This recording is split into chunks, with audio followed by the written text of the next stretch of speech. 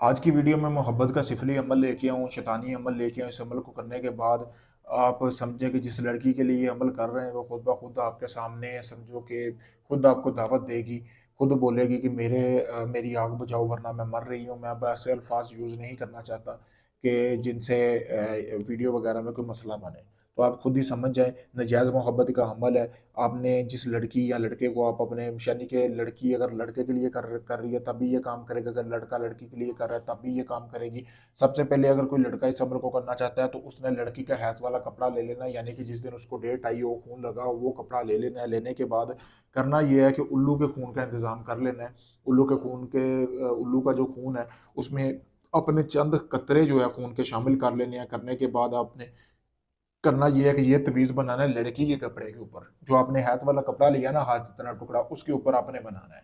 ठीक है? आपने कपड़ा जो है वो कोशिश करनी है, 3 दिन का अमल है, कपड़ा ज़्यादा लेना है। पहले दिन का आपने तवीज़ बना लेना है। इसी तरह आपने अपना नाम लिखना है, अपनी वालदा का नाम लिखना है, फिर आगे इधर लड़की का नाम और लड़की की वालदा का नाम लिखना है जिसके लिए आप कर रहे हैं। करने के बाद उस हैज़ वाले गोश्त में आपने करना ये है कि नाम लिखने के बाद उस कपड़े के अंदर आपने आधा किलो गोश्त ले लेना है, जो कि इस तरह के जैसा कि आपको सामने वीडियो में नज़र आ रहा है, इस तरह का आपने गोश्त लेना है। ठीक है? गोश्त लेने के बाद आपने आधा किलो गोश्त लेने के बाद उस कपड़े में रख देना। रखने के बाद आपने शराब लेनी है, जैसा कि आपको सामने वीडियो में भी नज़र आ रही होगी। इस तरह की शराब लेनी है और शराब के चंद छींटे जो हैं आपने उसके ऊपर लगाने हैं और लगाते हुए आपने मकसद बयान करना है कि आप मतलब कि उसके साथ क्या करना चाह रहे हैं, यानी कि वो आपने बोलना है। बोल के आपने इसके ऊपर फूंक लगानी है। आप इस अमल को अपनी भाभी, चाची, आंटी किसी के लिए भी करें, ये काम करेगा क्योंकि ये नजायज़ मोहब्बत का अमल है।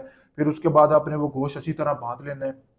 आपने चले जाना है किसी भी यहूदियों के कब्रिस्तान में। अगर लड़की के लिए कर रही हैं तो लड़की की कब्र में दफन करना है। अगर लड़की शादीशुदा है तो कोई ऐसी कब्र ढूंढनी है जो लड़की शादीशुदा हो, औरत वो फोत हुई हो, उसकी कब्र में दफनाना है। अगर आप कुंवारी लड़की के लिए कर रहे हैं तो उसके लिए भी फिर कुंवारी लड़की की कब्र ढूंढनी है। 16 साल की लड़की के लिए भी ये अमल करेंगे ना, खुद चल के आपके पास ना आए तो बात हुई।